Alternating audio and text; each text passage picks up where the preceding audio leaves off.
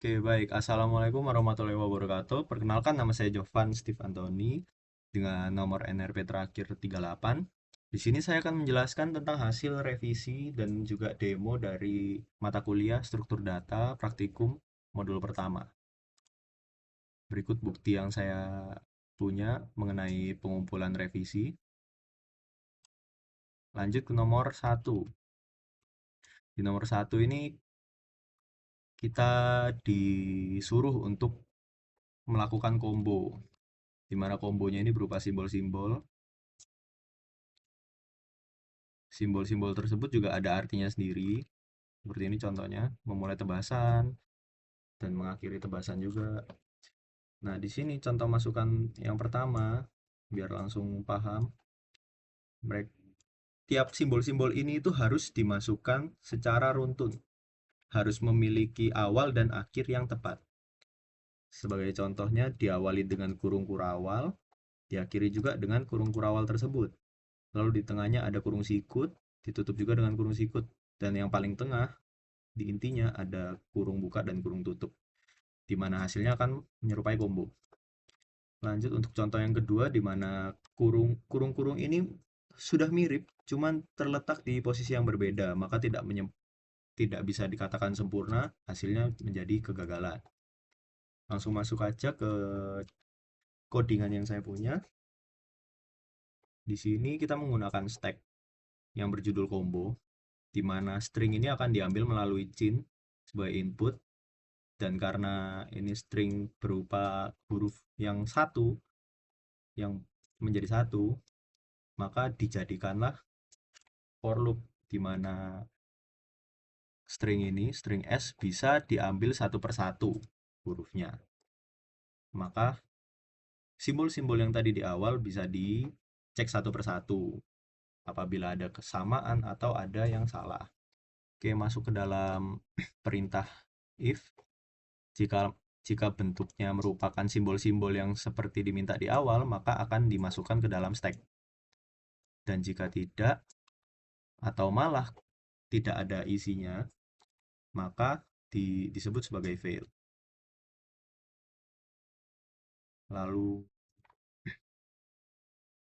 hal yang paling penting di sini adalah di mana kalau misalnya simbol simbol yang simbol akhir ini tidak diawali dengan simbol yang awal, di mana tutupnya itu tidak ada ataupun awalannya tidak ada, maka langsung terflag sebagai fail. Begitu kemudian diulang-ulang terus sampai akhirnya kombonya selesai. Maka dari situ di akhir akan disebutkan bahwa kodenya ini termasuk bisa combo atau bakal menjadi fail, seperti contoh input-output yang di soal ini. Lanjut untuk soal kedua.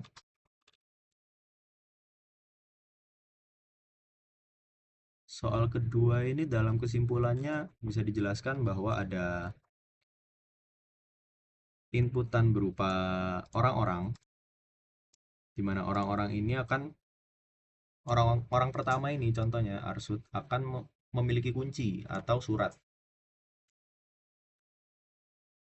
Nah, di orang pertama ini dia akan melanjutkan surat ini kepada orang kedua, yaitu tujuannya, di mana orang pertama lagi diulang akan memberikan suratnya kepada tujuan tersebut.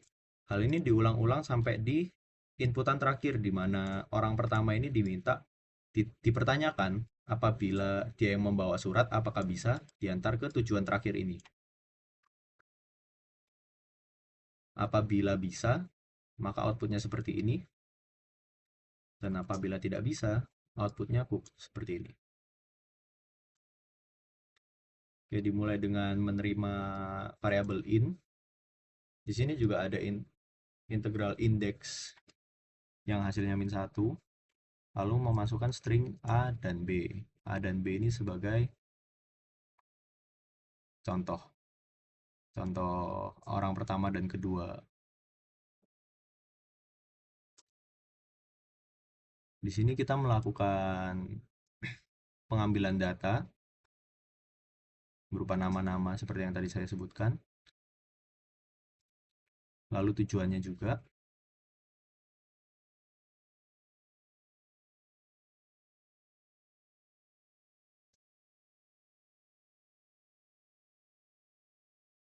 Lalu di sini diadakan perulangan.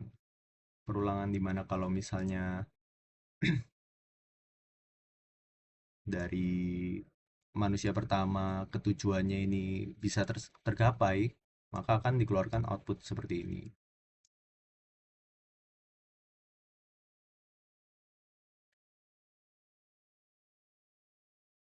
Dan juga ada output pengeluaran jika tidak tidak apa namanya tidak tergapai, yang dimana tujuan terakhir ini tidak memiliki indeks yang sesuai. Jika indeksnya masih tidak ada, -1, maka akan terflag sebagai gagal atau cook.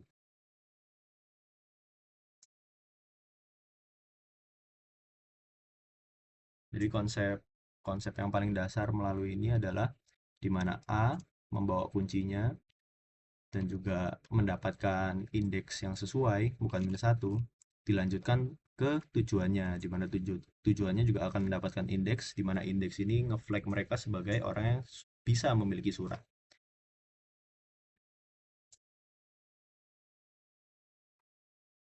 Oke, lanjut ke soal ketiga, judul final stand.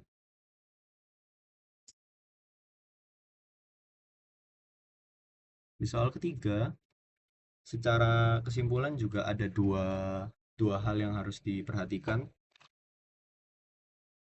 Darsu dan Sudar, di mana kondisinya ini memasukkan input D ataupun S seperti namanya Darsu Sudar, dan tiap tiap input ini akan mengeluarkan kesatria dan juga memiliki kondisi kemenangan sendiri, yang dimana D akan berfokus menyerang S dan S juga sebaliknya akan menyerang D juga, dimana kondisi ini akan terjalin step by step. Sebagai contoh, karena D di input duluan di sini, maka D akan mengalahkan S. Hasilnya kemenangan pada Darsu. Sedangkan masukan kedua, di sini kita memiliki S terlebih dahulu, maka S akan mengeluarkan D karena D memiliki prioritas di belakang.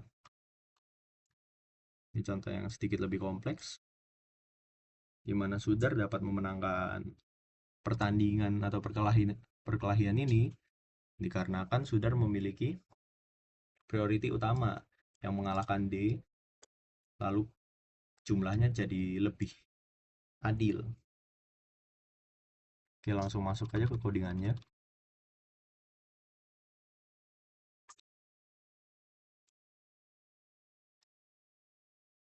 Di sini kita menggunakan Q, memasukkan Darsu dan Sudar, sama seperti yang soal minta, lalu memasukkan string berbentuk yang kurang lebih sama seperti soal pertama untuk membaca setiap huruf dari Darsu Sudar tersebut. Di sini kita juga membaca apabila hurufnya berupa D, berarti kita memasukkan ke Darsu, dan sebaliknya apabila S berarti menjadi Sudar. Ini merupakan kode yang utama dari program ini, dimana kalau misalnya Darsu dan Sudar belum habis, maka akan dilaksanakan proses penyerangan tersebut.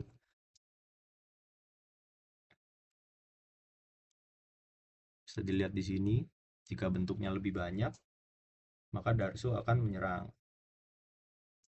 Dan selain itu, Sudar juga setelah itu akan menyerang. Program akan selesai apabila sudah dicek apabila Darsu sudah habis atau belum.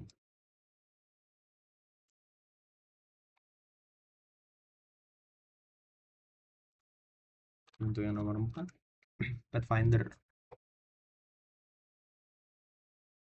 Soal ini cukup rumit, yang dimana dari logikanya kita memiliki empat, empat, empat perumpamaan atau 4 kejadian situasi, di mana baris kedua ini merupakan dua inputan, di mana yang awal ini berupa N yaitu gedung, dan K yang kedua ini sebagai grappling hooknya, panjang grappling hook yang bisa digapai oleh si Pathfinder tersebut.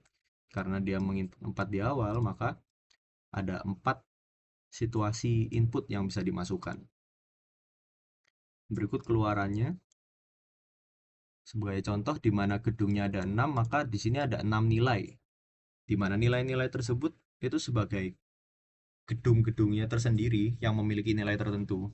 Dan grappling hook ini pada dasarnya menjadi patokan seberapa jauh Pathfinder ini dapat melewati gedung-gedung yang sekiranya kurang kurang memiliki loot yang cocok, di mana keluarannya ini merupakan hasil terbaik dari pengambilan loot dari setiap gedung yang ada. Oke, di sini jadi kita mengambil nilai nilai situasional berupa T, di mana apabila T-nya belum habis, maka melakukan input N sebagai gedung dan K sebagai jarak grappling hook-nya. Di sini kita ngebuat vektor value, di mana value-nya ini termasuk angka yang ini, nilai-nilai dari gedung tersebut. Lalu nilai base ini sebagai nilai terbaik yang bisa diambil dan juga dimasukkan ke dalam win. Win ini di mana daftar-daftar nilai yang paling bagus bisa diambil secara total di dalam nilai tersebut. Maka dari itu, kita ngeset semuanya ke indeks ke 0 dengan nilai pertama dari base, value pertama, dan juga sebagai win juga.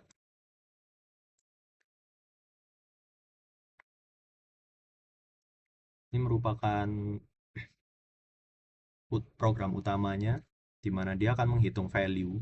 Base ini akan menghitung value ke indeks ke tertentu dari I, di mana value ini juga akan ditambah dengan base yang berisi win paling utama, di mana win ini seperti yang saya sebutkan merupakan nilai daftar yang paling terbaik dari nilai tersebut.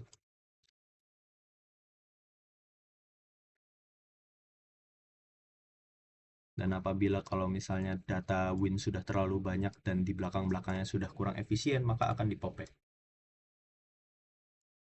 Maka dari itu hasil pengeluaran outputnya merupakan base n-1, maka hasil terbaik dari setiap lootingan yang dapat dikumpulkan dari awal sampai akhir tersebut.